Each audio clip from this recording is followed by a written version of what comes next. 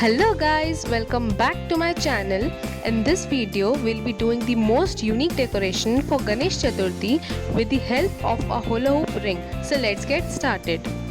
To make the floral ring, we'll need a large size hula hoop ring and some garlands of your choice. Now take these plastic garlands and wrap them around the hula hoop ring as you can see in the video. After patiently wrapping the garland around the ring, tie it with the help of a wire.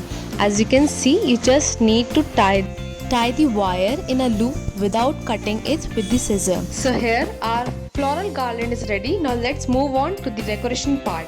Take any sort of warm LED or circuit lights and fix it properly on the window or any kind of hangings. Then take a satin cloth of white color, hang it on the same window, or you can use some hangings, or you can even use some wires to just hang the curtain. After this, take some beautiful mirrored laces or garlands of silver color to hang on the white satin curtain. Further, take a bright red color velvet cloth and cover the uppermost portion of the table.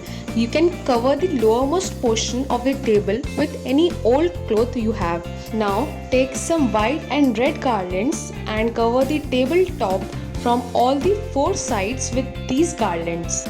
Attach these garlands to the table with the help of a safety pin or awl pin. Now assemble our floral ring and attach this too with the help of a wire.